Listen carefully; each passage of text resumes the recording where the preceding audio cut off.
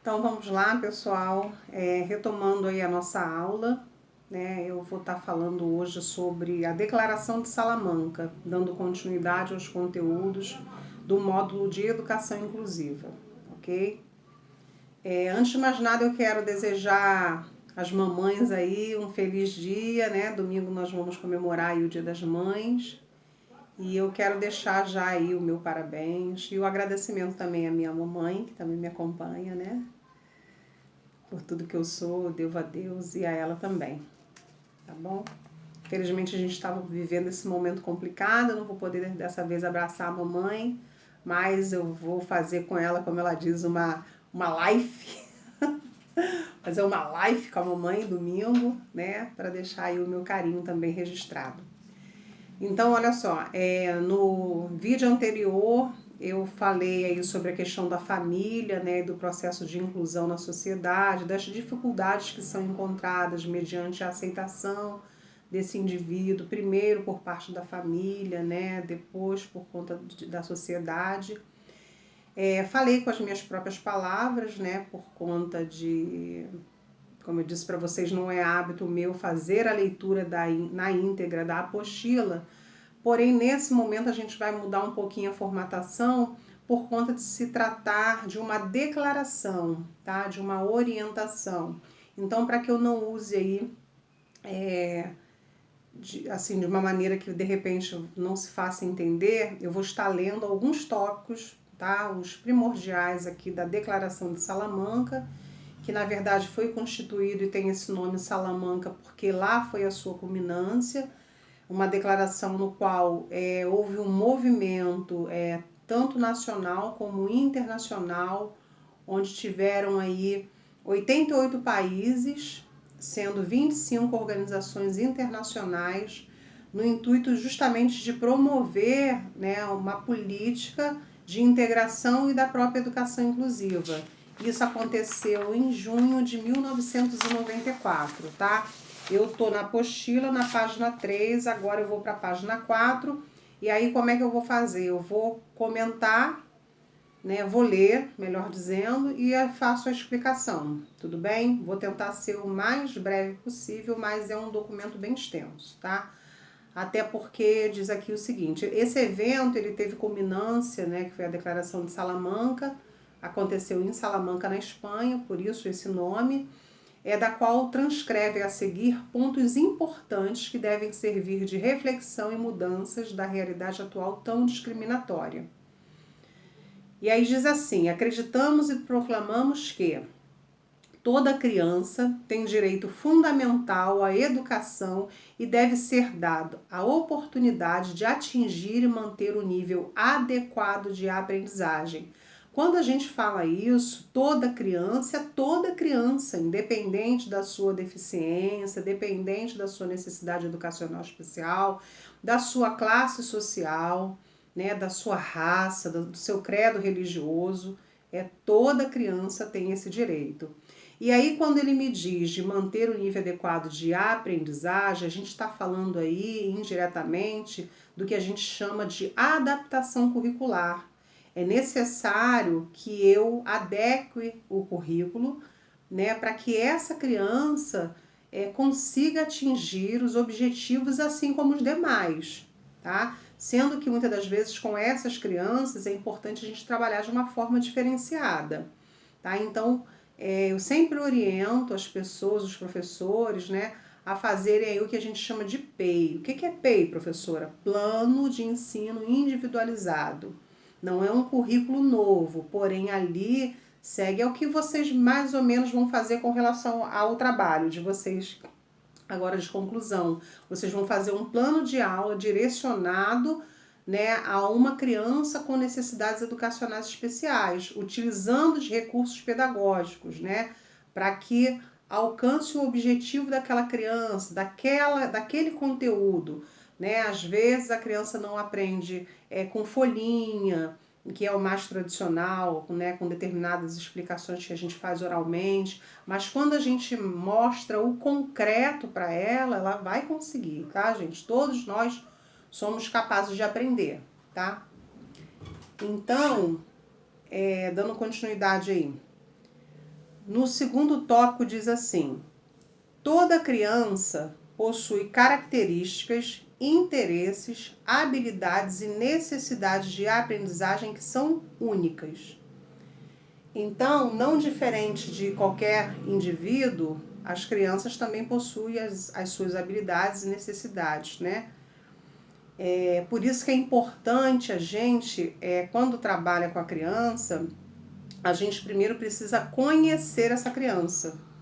Então, geralmente, lá no consultório, eu costumo fazer o que a gente chama de anamnese, que é um documento onde a gente reúne todas as informações pertinentes a essa criança, desde a sua gestação até os dias atuais, com a hora que dorme, o que come, se tem pesadelos, se tem controle dos esfíncteres, que é o controle do xixi e do cocô, se usa chupeta, se dorme com o pai, como é que foi a gestação, porque dessa forma a gente consegue conhecer na sua totalidade essa criança, os seus gostos, as suas preferências, o que ela mais gosta de fazer, de lazer, enfim. E quando a gente é professor e lida no dia a dia com as crianças, automaticamente a gente vai conhecer já essa criança. Então a gente sabe aquilo que ela tem mais dificuldade e a gente sabe aquilo que ela também tem de potencialidade, né? Então a gente vai procurar trabalhar, né, com as suas potencialidades. Não adianta a gente ficar trabalhando com as limitações, né? Até porque senão daqui a pouco a gente esbarra na questão da autoestima. A criança começa a não conseguir desenvolver as atividades e aí ela vai começar a ter outros problemas, né, agravando aí a sua situação. Dando continuidade, eu estou pulando alguns, tá? Diz assim: aqueles com necessidades educacionais especiais devem ter acesso à escola regular, que deveria acomodá-los dentro de uma pedagogia centrada na criança, capaz de satisfazer tais necessidades. Então, o que vem a ser isso? Primeiro, essa criança hoje, ela tem de estar matriculada numa escola regular, né? Não existe mais aquela coisa dessa criança estar inserida numa escola especial. Ela precisa estar matriculada no ensino regular. Porém, todavia, essa pedagogia ela tem que estar centrada na criança, porque a gente entende que existem várias metodologias, né? A tradicional, aquela antiga, né? Que eu, pelo menos, como já falei para você que não sou novinha, já passei por período, né, escolar também, fui daquela escola tradicional, né? Eu ficava de cara pra parede, de joelho no milho, só não peguei palmatória, tá, gente? Que também não é tanto, né? Sou tão velha assim, não. Mas vamos lá. Porque muitas das vezes também, o que o professor está preocupado? Ele está preocupado em cumprir o livro, ele está preocupado em cumprir o planejamento, né? De dar conta do conteúdo, e às vezes acaba perdendo realmente a questão de olhar para a criança e para as suas limitações. Escolas regulares que possuam tal orientação inclusiva constituem os meios mais eficazes de combater atitudes discriminatórias, criando comunidades acolhedoras, construindo uma sociedade inclusiva e alcançando educação para todos. Além disso, tais escolas provêm uma educação efetiva à maioria das crianças e aprimoram a eficiência, em última instância, o custo da eficácia de todo o sistema educacional. Então vamos lá, para a gente entender isso aí. Quando a escola recebe uma criança com necessidades educacionais especiais ou uma criança com um transtorno, uma deficiência, a primeira coisa que a gente precisa fazer também é comunicar essa comunidade.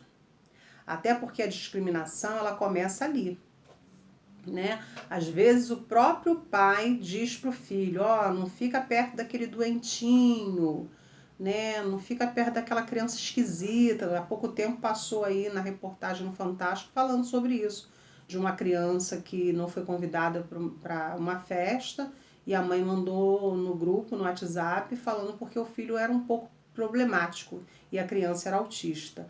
Então, primeiro a gente precisa preparar esse ambiente para receber esse que é diferente. Eu vou dar uma dica para vocês aqui rapidinho, que eu costumo fazer muito com as crianças, né? Quando eu dou assessoria também, eu preciso preparar esse meu paciente e os seus coleguinhas.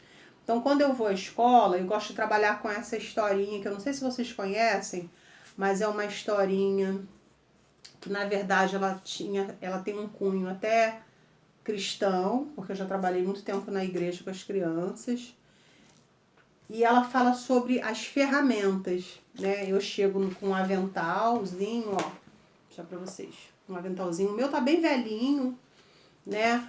Mas eu chego e conto a história para as crianças, né? Porque é como se fosse um reclamando do outro. O martelo, o prego reclama do martelo porque bate na cabeça dele. A lixa é muito grossa, por isso que ninguém quer conversar com ela. Né? O parafuso fica tonto quando a chave de fenda, aqui também teria a chave de fenda, que eu não sei onde foi parar. Roda ela e começa uma confusão, porque na verdade o objetivo da história é que eles construam algo em comum, né? E de repente começa uma confusão, um reclamando do outro, e aí ninguém consegue se entender. Para resumir a história, eu começo contando essa história e depois eu digo que cada um de nós somos diferentes, mas que a gente tem uma função importante na vida de cada um.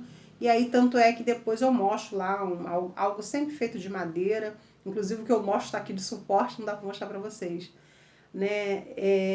Mostrando justamente isso, que nós somos diferentes, porém a gente tem que saber lidar com as diferenças, saber o que cada um tem de positivo, o que cada um tem de bacana, contribuir para a nossa vida, né? Que juntos a gente consegue.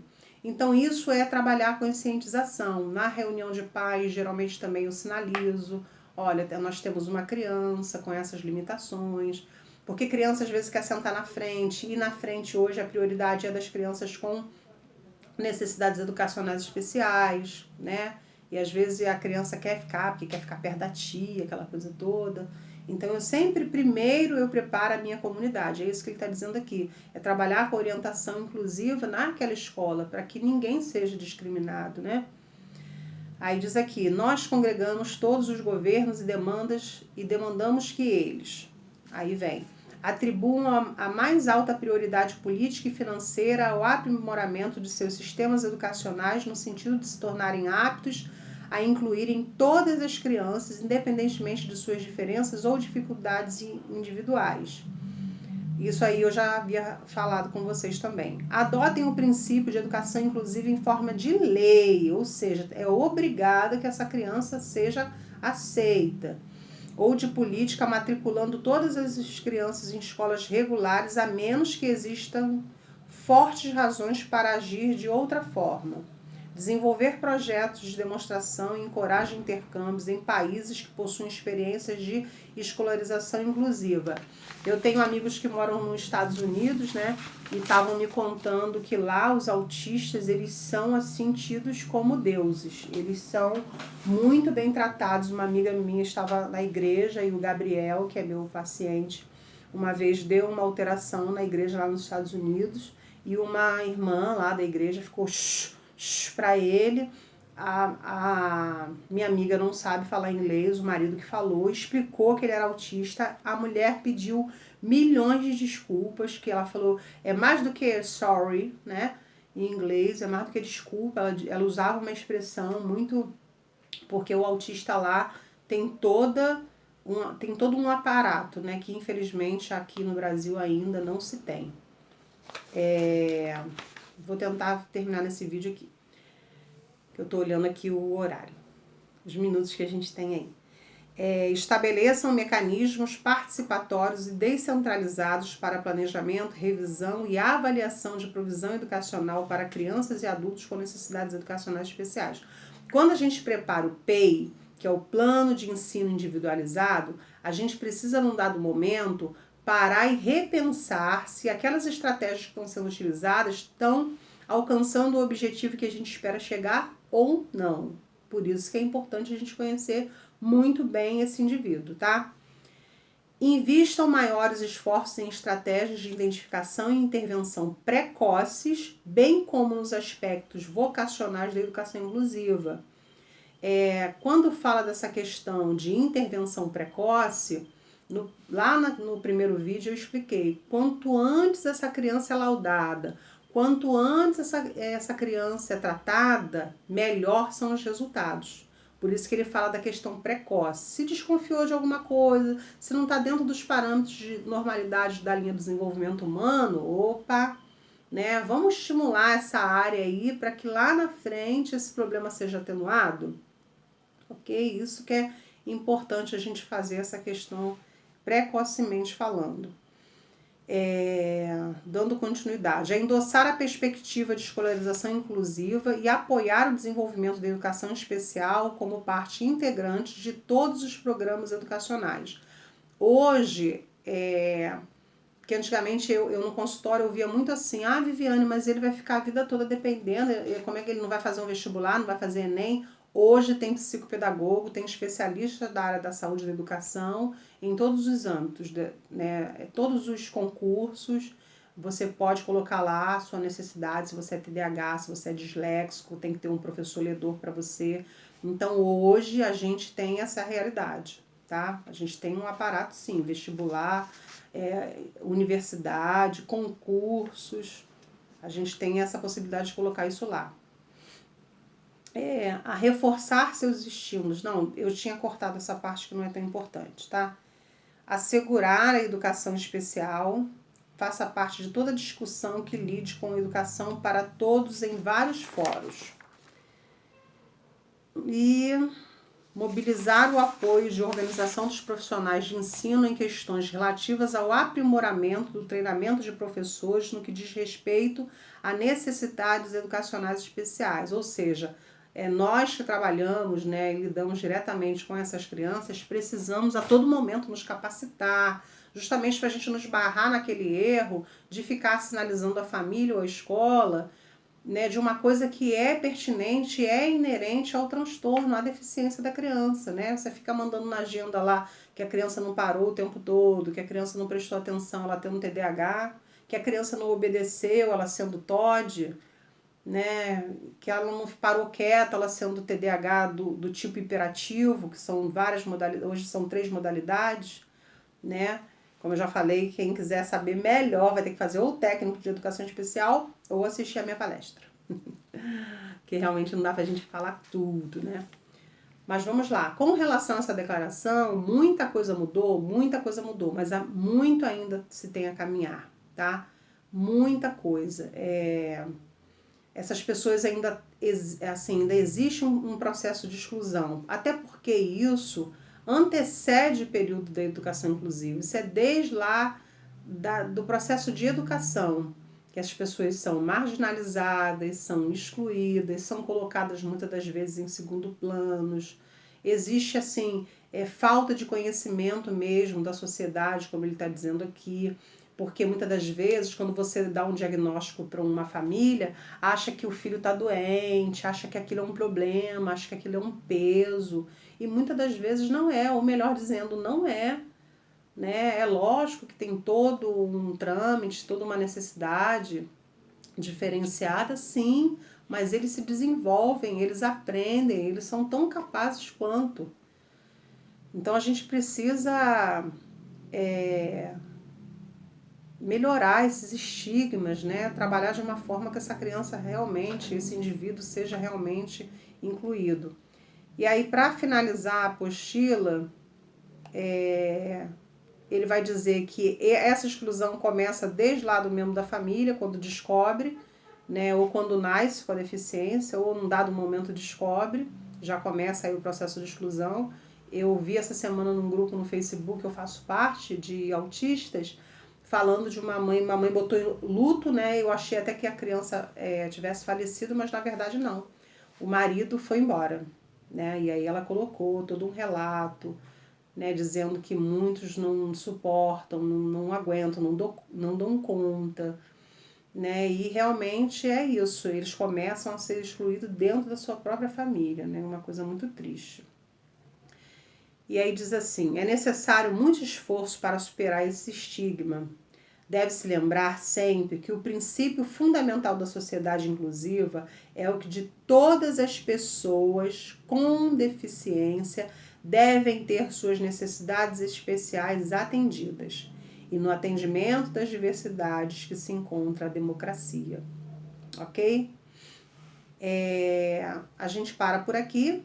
e retomamos com o próximo tópico, que são metas do Plano Nacional para a Educação Especial, tá? Espero que vocês tenham compreendido, porém é necessário realmente retomar as leituras da apostila e deixar suas dúvidas registradas lá na plataforma para que no dia da aula eu possa sanar, né? Se existir dúvidas aí ou realmente a gente possa trocar, né? Se vocês tiverem uma experiência para colocar também, se já vivenciaram, porque eu sei que muitas pessoas também já vivenciaram isso nas escolas, né?